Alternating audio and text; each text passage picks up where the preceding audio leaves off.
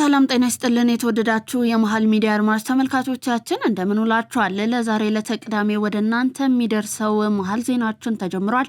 በቅድሚያም አበይት ነጥቦቹን የህወሓት ጄኔራሎች ከትግራይ ዘመነ ካሴ ከጎጃም ሄኖክ አዲሴ ከወሎ ብሩክ የተባለ ልጅ ከሸዋ ፋኖ ሀብቴ ወልዴ ከጎንደር ሆነው ኤርትራ አረና የተባለ ቦታ ላይ በአንድ ወቅት በጋራ ተሰብስበው እንደነበር ማስረሻ ሰጤ ተናገረ። ለምን ተሰባሰቡ? ስብሰባቸው ውስጥ በምን ተቋጨ? የሚለውን መረጃው ዝርዝር ዘገባን ይዟል። አብራችሁን ከቆያችሁ ታዳምጡታላችሁ። የፌዴራል መንግስት ለትግራይ ክልል በጀት ለቀቀ። ከፋኖ ጋር እጅና ጓንት ሆኖ የሚሰራው ህወሓት በዛሬው ዕለት በአማራ ክልል የሚንቀሳቀሰው የፋኖ ቡድን የተለያዩ መሳሪያዎችን መላኩ ተሰምቷል። ዝርዝር ዘገባ አለን። በ22 የኤፈርት ኩባንያዎች የባንክ ሂሳብ ላይ ተጥሎ የነበረው እገዳ ተነስቷል። ሰዓቱን ጠብቆ ወደ እናንተ የሚደርሰው ሌላኛው ከሀገር ውስጥ ያዝነው ርዕሰ ጉዳያችን ነው። አሜሪካ በጋዛ የሰላም ማስከበር ተልዕኮ የኢትዮጵያ ሰራዊት እንዲሳተፍ ጥያቄን አቀረበች። ዘገባውን ይዘናል። አብራችሁን ቆዩ። በጋዛ በትምህርት ቤት ላይ በተፈጸመ የእስራኤል ጥቃት 6 ሰዎች መሞታቸውን ከውጪ በ17ኛ ሳምንት የእንግሊዝ ፕሪሚየር ሊግ መርሃ ግብር ዛሬ 8 ጨዋታዎች ሲደረጉ በስፔን ላሊጋ 18ኛ ሳምንት ጨዋታ ደግሞ ሪያል ማድሪድ በሜዳው ሳንቲያጎ በርናቦ ምሽት 5 ሰዓት ላይ ሲቪያን ያስተናግዳል። የሚሉትን ስፖርታዊ መረጃዎቻችንን አካተነ የዛሬ ለተቅዳሜ መሃል ዜናችን ጀምሯል። አብራችሁን ቆዩ። ከመሸጋገሪያ በኋላ እንመለሳለን። በቅርብ ርቀት ከቤተ መንግስት አጠገብ ያለችው በሂልተን ኢንተርሌክዠሪ ኤሊሌና ራዲሰን ብሉ እንዲሁም በሌሎች ሆቴሎች የተሞሸረችው የተመድ ዋና መስሪያ ቤትና ዓለም አቀፍ ተቋማት ያሉበት ለመኖሪያ ቢሉ ደህንነቱ የተጠበቀ ለኢንቨስትመንት ከ2500 እስከ $3500 የሚያከራዩበት ሁሉም ለመኖሪያ የሚጓጓበት አዲሲቷ ካሳንቺስ ላይ ኮምፓስ ፕሮፐርቲስ ከስቱዲዮ እስከ ባለ 3 መኝታ አፓርትመንትና የንግድ ሱቆችን በካሬ 81,000 ብር ከታላቅ ቅናሽ ጋር ይዞላችሁ ቀርበዋል። ልብ ይበሉ፣ የሚገዙት ቤት ካሳንቺስ መሆኑን አይርሱ። ለበለጠ መረጃ ታች ባለው ስልክ ይደውሉ። የህወሓት ጄኔራሎች ከትግራይ ዘመነ ካሴ ከጎጃም ሄኖክ አዲሴ ከወሎ ብሩክ የተባለ ልጅ ከሸዋ ፋኖ ሀብቴ ወልዴ ከጎንደር ሆኖ ኤርትራ አረና የተባለ ቦታ ላይ በአንድ ወቅት በጋራ ተሰባስበው እንደነበረ ማስረሻ ሰጤ ተናገረ። በስብሰባቸው መጨረሻ መግባባት ላይ የደረሱበት ነጥብና የውሳኔ ሐሳብም ህወሓት ለፋኖ ትጥቅና ሎጂስቲክስ ለማቅረብ ፋኖ ደግሞ ወልቃይትን ለህወሓት ለማስረከብ ነበር ብሏል። ማስረሻ ሰጤ የህዝብ ጥያቄ በጽንፈኛነት ትግል እንደማይመለስ ተረድቶ እጅ ከሰጠ በኋላ ቀድሞ የተደራጀ ነገር የሌለውን መዋቅር መበጣጠስ ችሏል። ካፕቴን ማስረሻ ሰጤ ከመንግስት ጋር ያደረግነውን የሰላም ስምምነት በፋኖ ውስጥ ከፍተኛ የኃይል መዛባትን እየፈጠረ ለመሆኑ ምንም ጥርጥር የለውም። ጽንፈኛው ከውጭ ጠላት ጋር ተባባሪ ሆኖ እየሰራ መሆኑን የአማራ ህዝብ ሊረዳ ይገባል ሲል አጽንኦት ሰጥቷል። የፌዴራል መንግስት ለትግራይ ክልል በጀት ለቀቀ። ጊዜያዊ አስተዳደር ፕሬዝዳንት ሌተናል ጄኔራል ታደሰ ወረደ የሚመራው የልኡካን ቡድን ከፌዴራል ባለስልጣናት ጋር ለመወያየት 8 ቀን 2018 ዓ.ም አዲስ አበባ ማቅናቱ የሚታወቅ ሲሆን ፕሬዝዳንቱ ከጠቅላይ ሚኒስትር ዶክተር አብይ አህመድ ጋር ከተወያዩ በኋላ ወደ ክልሉ መላክ ያለበት በጀት እንዲላክ ውሳኔ ላይ መድረሳቸው ታውቋል። የፌዴራል መንግስት ለክልሉ የተመደበው በጀት ያለምንም መዘግየት እንዲለቀቅና እንዲሁም እንዲላክ ለማድረግ ውሳኔ ላይ መድረሱ የተገለጸ ሲሆን በውይይቱ የአስተዳደር ውጤታማነትን ለማሻሻል እንዲሁም አስቸኳይ ማህበራዊ እንዲሁም ኢኮኖሚያዊ ችግሮችን ለመፍታት ስምምነት እንደተደረገም ተገልጿል። ከፋኖ ጋር እጅና ጓንት ሆኖ የሚሰራው ህወሓት በዛሬው ዕለት በአማራ ክልል ለሚንቀሳቀሰው የፋኖ ቡድን የተለያዩ መሳሪያዎችን መላኩ ተሰማ። ከፋኖ ጋር ተሳስሮ የሚሰራው ህወሓት ዛሬ በሽረ ከተማ ዙሪያ ልዩ ቦታው በለሳ አካባቢ ከሚገኝ የጦር መሳሪያ መጋዘን ውስጥ 24 ፍሬ የሞርተር ቁምቡላና 500 የእጅ ቦምብ ወጪ በማድረግ በአማራ ክልል ለሚንቀሳቀሰው የፋኖ ቡድን መላኩ ተረጋግጧል። ለጥፋት የተጋቡት ህወሓትና ፋኖ ቀንደኛ የሀገር ጠላት መሆናቸውን እያስመሰከሩ ነው። ሁለቱ ቡድኖች ለህዝባቸው ከስቃይ ውጭ ያተረፉት አንዳች ነገር የለም። አሁንም ህወሓት የራሱ አሮበት የሰው ያማስላል እንደሚለው የሀገሬ ሰው የተለያዩ መሳሪያዎችን ከተቀበሩበት ቆፍሮ በማውጣትና ከመጋዘን ውጪ ማድረግ የጦርነት ጥሙን ለማርካት በአማራ ክልል ጦርነት ለመቀስቀስ መሳሪያዎቹን ለፋኖ እያስረከበ መሆኑን የወጡ መረጃዎች አመልክተዋል።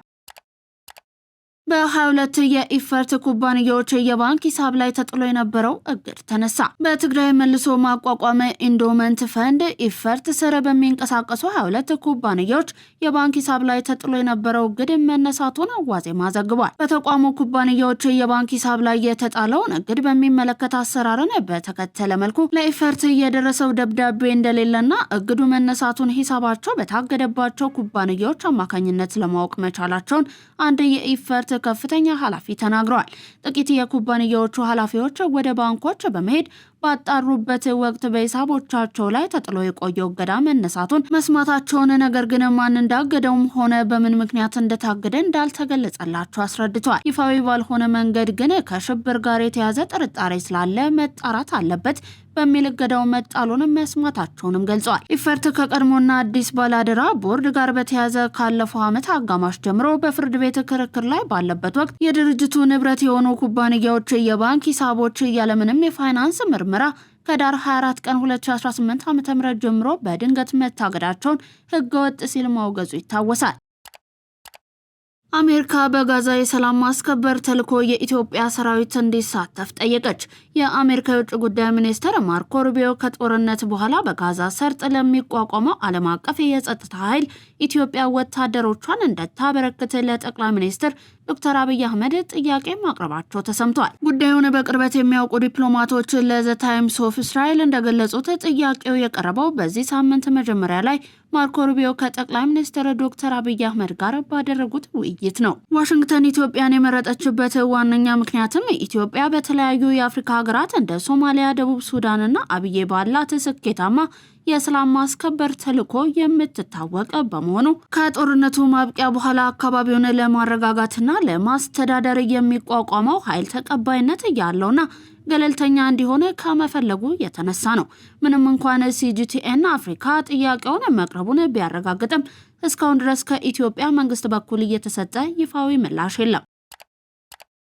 ኢትዮጵያና ኬንያ የድንበር ንግድ ስምምነትን ተፈራረሙ። የንግድና ቀጣናዊ ትስስር ሚኒስትር ዶክተር ካሳሁን ጎፌ እና የኬንያ የኢንቨስትመንት ንግድና ኢንዱስትሪ ካቢኔ ሴክሬታሪ ሊኪያንጂን በትላንትናው ዕለት የድንበር ንግድ ስምምነትን ተፈራርመዋል። ስምምነቱ እንደ ኤሮፓውያኑ አቆጣጠር ሚያዝያ 17 ቀን 2025 በኬንያ ሞምባሳ የተደረሰውን ስምምነት አካል መሆኑን የገለጹት ሚኒስትሩ አክለውም በሁለቱ ጎረቤት ሀገሮች መካከል ለረጅም ጊዜ የወዳጅነትና የሁለትዮሽ ትብብር ታሪክ ውስጥ ጉልህ ምዕራፍ የሚኖረው ነው ብለዋል። አክለውም የንግድ እንቅፋቶችን በመቀነስ አነስተኛ መጠን ያለው ድንበር ተሻጋሪ ንግድን የሚያጠነክር መሆኑን ጠቅሰው በተለይም በአሁኑ ጊዜ አብዛኞቹን መደበኛ ያልሆኑ ድንበር ተሻጋሪ ነጋዴዎችን በተለይም ለሴቶችና ወጣቶች ግልጽና ሊገመት የሚችል ማዕቀፍ የሚፈጥር መሆኑን ጠቁመዋል። ስምምነቱ ወደ ሙሉ ትግበራ ሲገባ የንግድ ዕድሎችን የሚያሰፋ ሲሆን የሁለቱ ሀገራት መንግስትና የግሉ ዘርፍ በጠንካራ ቅንጅት መስራት ይኖርብናል ሲሉ ገልጸዋል። በተጨማሪም ስምምነቱ የጉምሩክ አሰራሮችን ቀላል በማድረግና ሰነዶችን በማስማማት ደህንነቱ የተጠበቀ ህጋዊና ዘላቂ የኢኮኖሚ እንቅስቃሴ እንዲፈጠር እንደሚያደርግም ተመላክቷል። የኬንያ ልዑካን ቡድን በቆይታቸው የንግድና ቀጣናዊ ትስስር ሚኒስቴር የወጪ ንግድ ማዕከልን መጎብኘታቸውን ከሚኒስትሩ የተገኘው መረጃ ያመለክታል።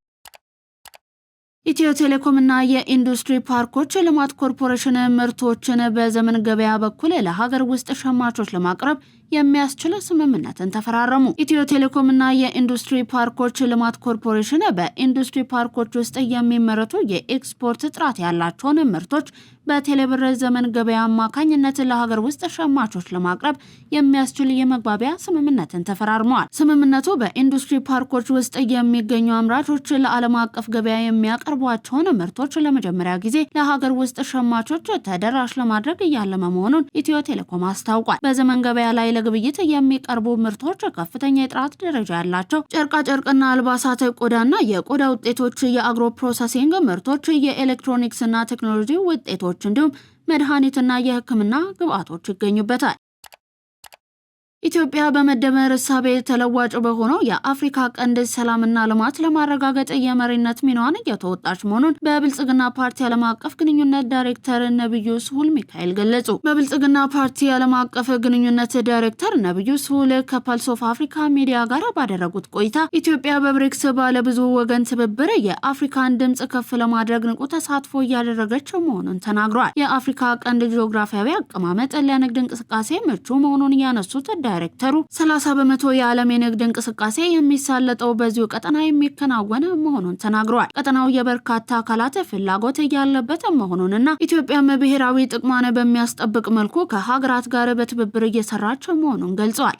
ኢትዮጵያ በመደመር እሳቤ ተለዋጭ በሆነው የአፍሪካ ቀንድ ሰላምና ልማት ለማረጋገጥ የመሪነት ሚናዋን እየተወጣች እንደሆነ በመግለጽ የብልጽግና ፓርቲ ኢትዮጵያን በቀጠናው ያላትን ተጽዕኖ ፈጣሪነት በመደመር እሳቤ እውን ለማድረግ እየሰራ እንደሚገኝም ነው ያብራሩት። ኢትዮጵያ በቀጠናው ያላትን ተጽዕኖ ፈጣሪነትና ተደማጭነት ከፍተኛ መሆኑንም ነው ዳይሬክተሩ የተናገሩት። የልማት እቅዶችን ለማሳካት ከሀገራት ጋር ያለውን ትብብር ማጠናከር እንደሚገባ ጠቅሰውም ለዚህ ደግሞ ከተናጥል ጥረት ይልቅ መደመር ውጤታማ ያደርጋል ብለዋል። ኢትዮጵያ የአፍሪካ ነጻ የንግድ ቀጠና ስምምነትን ተግባራዊ ማድረጓ ቀጠናዊ የኢኮኖሚ ትስስርን እውነት እንዲሆን ያላትን ቁርጠኛነት የሚያሳይ መሆኑን አንስተዋል። በሌላ በኩል ኢትዮጵያ በብሪክስ ባለብዙ ወገን የትብብር መድረክ ንቁ ተሳታፊ በመሆን ከራሷ አልፋ የአፍሪካ ድምፅን እያሰማቸው መሆኑን ያብራሩት። ኢትዮጵያ ከብሪክስ አባል ሀገራት ጋር ያላትን ትብብር የበለጠ በማጠናከር የልማት እቅዷንና ብሔራዊ ጥቅሟን ለማስከበር ትሰራለችም ብለዋል።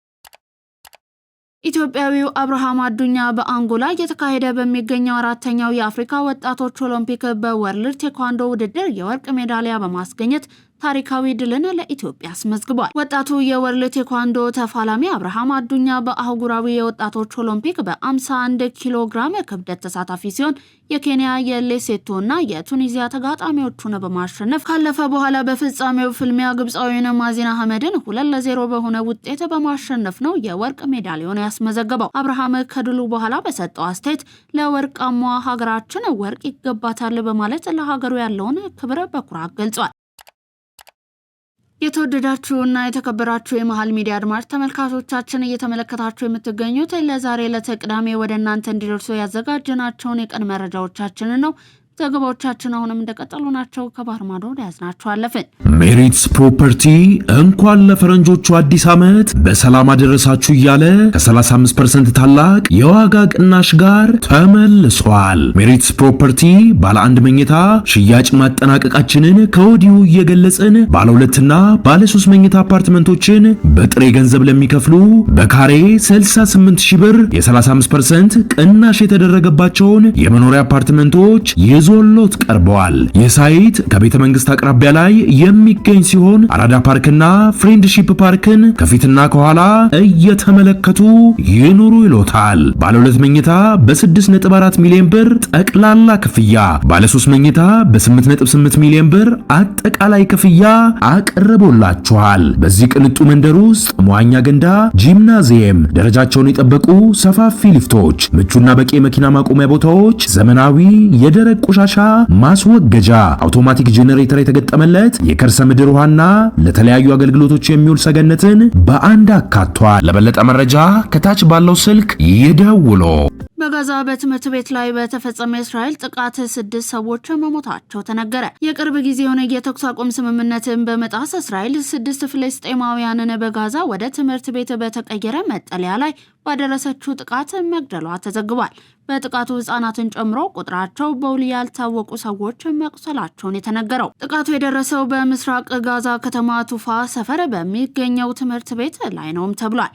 የአሜሪካው ልዩ መልእክተኛ ስቲቭ ዊትኮቭ በጋዛ የተኩስ አቁም ስምምነት ላይ በሚቀጥለው ምዕራፍ ላይ ለመወያየት የኳታር፣ ግብጽና ቱርክ ከፍተኛ ባለስልጣናትን በማያሚ ፍሎሪዳ ያስተናግዳሉ። የአሜሪካ የውጭ ጉዳይ ሚኒስትር ማርኮ ሩቢዮ ሐማስን ትጥቅ ማስፈታት ይገባል ሲሉ ያሳሰቡ ሲሆን አንድ የሐማስ ከፍተኛ ባለስልጣን በበኩላቸው ንግግሮቹ የእስራኤልን የተኩስ አቁም ጥሰቶችን ለማስቆም መሆን አለባቸው ማለታቸውን እየዘገበው አልጀዚራ ነው። በባንግላዴሽ እውቁ የወጣቶች መሪ ግድያ ተከትሎ ከባድ ተቃውሞ ተቀሰቀሰ። እንደ አውሮፓውያኑ አቆጣጠር በ2024 የሀገሪቱን የቀድሞ ጠቅላይ ሚኒስትር ሼክ ሀሲናን ከስልጣን እንዲወገዱ ያስቻለው ህዝባዊ አመጽ ውስጥ ታዋቂ ከሆኑ ወጣት መሪዎች ሻሪፍ ኦስማን ሃዲ ከሞቱ በኋላ በባንግላዴሽ ከፍተኛ ተቃውሞ ተቀስቅሷል። ሃዲ ትላንት ምሽት በሲንጋፖር በሚገኝ ሆስፒታል ውስጥ ህይወቱ አልፏል። ከሳምንት በፊት በዳካ ከተማ ጭንብል በለበሱ አጥቂዎች በጥይት ተመቶ እንደነበር ይታወሳል። ሀሲና ከስልጣን ከተወገዱ በኋላ በየካቲት ወር ላይ ለሚደረገው ምርጫ ሃዲ ለመወዳደር አቅዶ ነበር። ህልፈቱን ተከትሎ ሐሙስ ምሽት ተቃዋሚዎች ዘዴሊ ስታር እና ፕሮቶማሎ የተባሉትን ታዋቂ የባንግላዴሽ ጋዜጦችን ቢሮ አቃጥለዋል። ተቃውሞው በዛሬው ዕለትም ቀጥሎ የዋለ ሲሆን የሃዲ አስክሬን ከሲንጋፖር ዛሬ ወደ ዳካ ይመለሳል ተብሎ ይጠበቃል። የኖቤል ተሸላሚው መሐመድ ዩኑስ የሃዲ ሞት ለሀገር የማይተካ ኪሳራ ነው ሲሉ የሀገሪቱን ጊዜያዊ መንግስት የተመለከተ መግለጫን አውጥተዋል። የባንግላዴሽ ጊዜያዊ መንግስትና በኖቤል ተሸላሚው መሐመድ ዩኑስ የሚመራው አስተዳደር ውድመቱን በተመለከተ ሁሉንም አመጽ፣ ማስፈራራት፣ ማቃጠልና የንብረት ውድመት በጥብቅና በማያሻማ ሁኔታ አውግዘዋል። የተወደዳችሁ ተመልካቾቻችን አሁን ደግሞ ከባህር ማዶ ወደ ያዝናቸው ስፖርታዊ መረጃዎቻችን አለፍ። በ17ኛ ሳምንት የእንግሊዝ ፕሪሚየር ሊግ መርሃ ግብር ዛሬ 8 ጨዋታዎች ይደረጋሉ። ቼልሲ ወደ ሴንት ጄምስ ፓርክ አቅንቶ ኒውካስል ዩናይትድን የሚገጥምበት የዕለቱ የመጀመሪያ ጨዋታ ቀን 9:30 ይደረጋል። በሌላ ጨዋታ በሊጉ ሁለተኛ ደረጃ ላይ የሚገኘው ማንቸስተር ሲቲ ምሽት 12 ሰዓት ላይ በሜዳው ኢትሃድ ዌስትሃም ዩናይትድን ያስተናግዳል። ማንቸስተር ሲቲ የዛሬውን ጨዋታ የሚያሸንፍ ከሆነ አርሰናል እስኪጫወት ድረስ ሊጉን በ37 ነጥብ መምራት ይጀምራል። ወልቭስ ከብሬትፎርድ፣ ብራይተን ከሰንደርላንድ እንዲሁም በርንማውዝ ከበርንሌ በተመሳሳይ ምሽት 12 ሰዓት የሚደረጉ ሌሎች ጨዋታዎች ናቸው። ምሽቱ 2:30 በሊጉ ወጥ ብቃት ማሳየት የተቸገሩትን ቶተንሃም ሆትስፐር እና ሊቨርፑል ሲገናኙ የሊጉ መሪ አርሰናል ከሜዳው ውጪ ተጉዞ መሪነቱን ለማጠናከር ምሽት 5 ሰዓት ላይ ኤቨርተንን የሚገጥምበት ጨዋታም ይጠበቃል። መድፈኞቹ በሊጉ ከኤቨርተን ጋር ካደረጓቸው ያለፉት 5 ጨዋታዎች 3ቱን በማሸነፍ የበላይነት ያላቸው ሲሆን በሁለቱ አቻ ተለያይተዋል። በተመሳሳይ ምሽት 5 ሰዓት ላይ ሊድስ ዩናይትድ ከክሪስታል ፓላስ ጨዋታቸውን ያደርጋሉ። በተመሳሳይ በስፔን ላሊጋ 18ኛ ሳምንት ሪያል ማድሪድ በሜዳው ሳንቲያጎ በርናቦ ምሽት 5 ሰዓት ላይ ሲቪያን ያስተናግዳል። በባርሴሎና በ4 ነጥቦች ተበልጦ ሁለተኛ ደረጃ ላይ የሚገኘው ሪያል ማድሪድ የነጥብ ልዩነትን ለማጥበብ ወሳኝ የተባለለትን ጨዋታ ዛሬ ያደርጋል። የተጫዋቾች ጉዳት ራስ ምታት የሆነበት ዣቪ አሎንሶ በዛሬውም ጨዋታ የኤደር ሚልታኦ፣ አሌክሳንደር አርኖልድ እንዲሁም ዳኒ ካርቫልን ግልጋሎት የማያገኝ ይሆናል። በሌሎች ጨዋታዎች ሪያል ኦቬዶ ከሴልታ ቪጎ 10 ሰዓት ሲጫወቱ፣ ሌቫንቴ ከሪያል ሶሴዳድ ምሽት 12:15 የሚጫወቱ ይሆናል። ላሊጋውን ባርሴሎና በ43 ነጥብ እየመራ ሲሆን ሪያል ማድሪድ፣ ቪያሪያል እና አትሌቲኮ ማድሪድ እስከ 4ኛ ደረጃ ያለውን ቦታ ይዘዋል። ለዛሬ ለተቅዳሜ ከመሃል ሚዲያ ወደ እናንተ እንዲደርሱ የተዘጋጁት የቀን መረጃዎቻችን እስካሁን የተመለከታችኋቸውን ይመስሉ ነበር። አብራችሁን ስለነበራችሁ እናመሰግናለን። ዜናውን ላይክ እና ሼር፣ ሚዲያችንን ሰብስክራይብ ማድረጋችሁን አትርሱ። ሰናይ ቀንን ተመኘን።